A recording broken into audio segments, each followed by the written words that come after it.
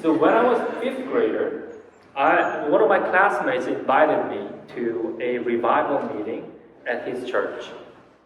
Well, I know it may sound a little strange and intimidating that a fifth grader attends a revival meeting, but he was attending a Pentecostal congregation, which now has grown to the largest church in the world with 700,000 members. Their bathroom is a little bit bigger than my house. Such a meeting, such a meeting as a fifth graders revival meeting was a common practice to the church. So, I liked it. So I was like, why not? So I went with my friend to the revival meeting, and I do not exactly remember the date, but it was Good Friday of the year. Briefly speaking, the meeting was crazy. The speaker kept talking about how Jesus died, about the misery of crucifixion, and how awful we are as sinners that made that happen. I thought it was crazy. The kids of my age started to weep. At first, I was successfully maintaining my Methodist face, but I thought it was awkward that they were crying. But it took me like only a few minutes that I became so emotional, and I joined them weeping and crying. I don't remember what I prayed for, but I kept shouting to God. Like probably I said something like, "Jesus, I'm sorry," and that kind of stuff. And I clearly remember the song that the fifth graders around me were singing, weeping and crying. They were singing, in the cross, be my glory ever." That was chanted in the sanctuary. I don't think it was my first personal encounter with Jesus, honestly speaking. I didn't fully understand what the song was meaning. After all, we're only fifth graders, and my youngest John is fifth grader. If he understands everything about Jesus' crucifixion and he gives me a sermon, I'm gonna freak out. It's crazy. I just went there because I liked my friend, and that was all. But I remember that the speaker was a super talented storyteller. He was able to convince us that we're awful. and the picture of crucifixion was horrible enough to imagine that all the fifth graders were horrified and they cried by the imagination. My friends, that's Good Friday. Crucifixion is a terrifying story. It's so horrible that we may not want to think about it, the details of its misery, unless we really have to, right? Reverend Adam Hamilton, in his bestseller, 24 Hours That Changed the World, he did a fabulous job to research on the factuality of Jesus' crucifixion. As you may know, Jesus was not the only person who was executed on the cross. Despite not being the most common form of execution because of its demanding nature, there were lots of people, especially political criminals, who were executed through crucifixion. Reverend Hamilton did a fantastic study by studying the records of those executions and he noted several discoveries that he made, which has been misunderstood by many Christians. We have been misunderstanding what crucifixion means, really, and some of you might have read this book already, but today let me share some of the discoveries that Reverend Hamilton made. First, the cross was not in the form of a cross. Do you know that? I know that sounds a little strange, but that was true. The Roman cross was actually in the form of T letter, the capital T, tau cross this is what it's called, of which the vertical piece was already standing on the hill, and the criminals were forced to carry the horizontal part only, which will be joined in the pre-standing piece on top of the hill and hang the victim there. In that way, Roman government didn't have to waste the labor and materials to make the crosses every time. So think about it. Anyway, the purpose of crucifixion was execute the criminal in the worst manner, not to provide them with a nice piece of wood to die with. Right? Second, it looks most probable that the feet were not nailed in the way that we think it was. We always picture, from the paintings of Renaissance era, we easily recall the picture of Jesus, 2 feet that nicely folded together on one top of the other, and the nail piercing through the both feet at the same time. But the scientists say, human body, human skin especially, the flesh is not strong enough to hold the body weight in that way. Archaeological evidence also shows that Roman soldiers placed the 2 feet of the criminals on each side of the cross, and they actually nailed them from side to side. And that way, the ankle bones could support the weight of the body, and for hours, in an extremely painful way, the criminals were dying.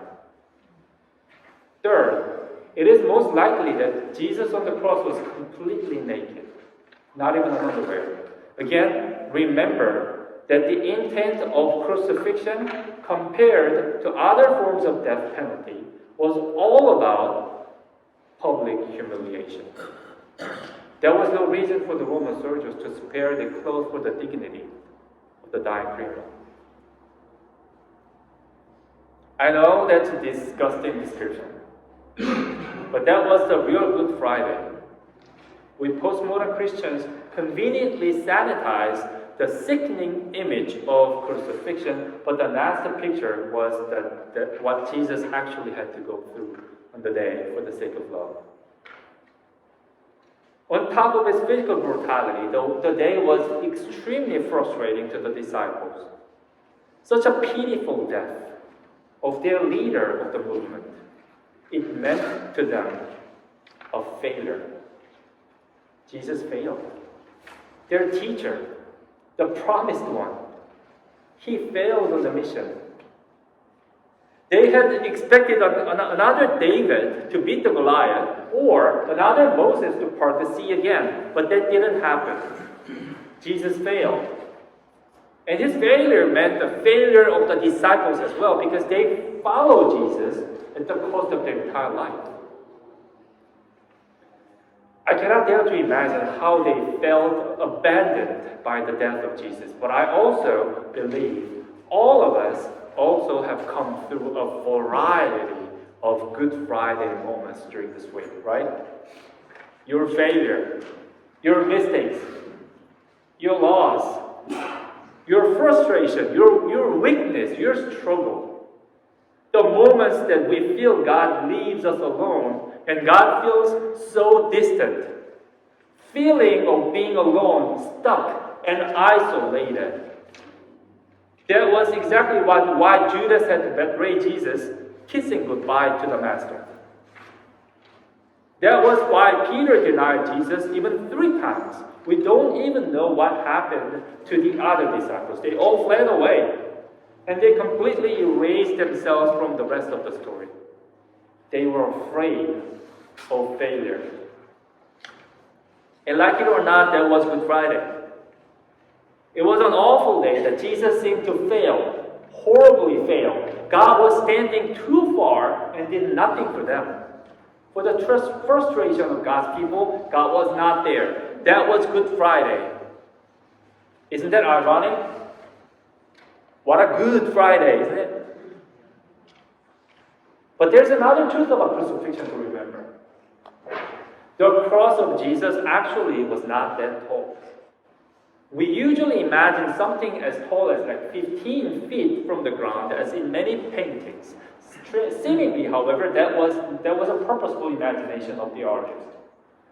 Just that they just pictured Jesus in that way so that people can look up to Jesus while Jesus was on the cross. But there was no reason to do that for the Roman soldiers.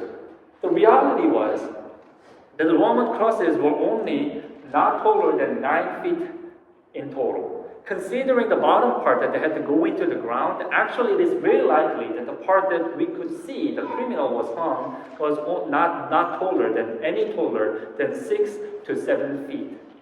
That means when Jesus was on the cross, just consider the pull of the body by the gravity. When Jesus was on the cross, it is most probable that his feet was only a couple feet from the ground. If you bring normal folding chair and stand up there, maybe like while I'm standing, this was the height of Jesus when he was on the cross. Just think about it. People could see Jesus. They could hear the breathing of breath of Jesus. They could touch Jesus and they could see the blood that's coming out of his body. And it was actually surprising it was possible that they could come to Jesus and touch him. It was not prevented. Roman soldiers just let that happen to make the misery bigger and bigger. So people could actually come to hear Jesus, see Jesus, and touch Jesus. People around the cross should be able to hear the breath very closely. How does the picture make you feel and think about the cross of Jesus? Here's my point, my friends. On such an awful day, in a moment when God's plan seemed to fail and Jesus seemed to be going away, it was actually the day that Jesus stayed nearest to the people of God. To many of the crowd, it could be the first time to see Jesus from such a close distance. Ever since Jesus came to Jerusalem, he was super famous. He was celebrated. So a lot of people could not even come to Jesus. If they were not courageous enough to approach him, like sinners or the outcast or sick or just simply introvert. They had rare chance to come to Jesus and actually see and touch and hear him so closely. Or when they were at worst, when their faith and lives were at stake and being questioned, and when their hearts are beginning to doubt and troubled, that was when Jesus drew himself to them much closer and much nearer. You know what? That was Good Friday. It was such a good Friday, isn't it? My siblings and friends in Jesus Christ, what kind of Good Friday moments are you going through this morning? It could be challenges at work. It could be the problems with annoying neighbors or friends. It can be an illness or loss of a beloved or broken relationship or financial difficulties. Some may be battling with low self-esteem, parenting struggles, unstable job or joblessness or homelessness, wounded heart from the past, or the difficulties of caring for a family member. No struggle is too small. We all suffer from life's challenges. When God feels so far and life sounds so overwhelming, disappointment is all we have. However, that is also when we are to kneel down and look around, because that's the moment that Jesus is the closest to us. On Good Friday, Jesus came to us one step closer. All we need to do is to look up and see him. We only need to stretch our arms in prayer, and we shall be able to touch Jesus and feel his presence at the very moment of our own Good Friday. So we can call this morning a Good Friday. And we can call this week a Holy Week. I hope and pray, my friends, that these 7 days will be a time that all friends of Olive Ridge Church may experience God's loving presence and meaningfully and intentionally in your lives. We easily call it a spring break, and of course it's a break and you deserve this break by all means. However, I pray that our week may not be just a break for break. In our rest, let us take some time to be holy. Remember, Jesus stands nearer than you think he does. It only takes a moment of prayer or devotion or fasting or extra worship to feel and touch the presence of Jesus in our lives so near. May our journey this week be a holy week to remember that Jesus is walking with us, who has come to us once again this morning, and he will stay with us forever. May your everyday be a Good Friday, even if you suffer, because Jesus is always, always near. And may this week be truly and genuinely be a holy week. I pray for all of you.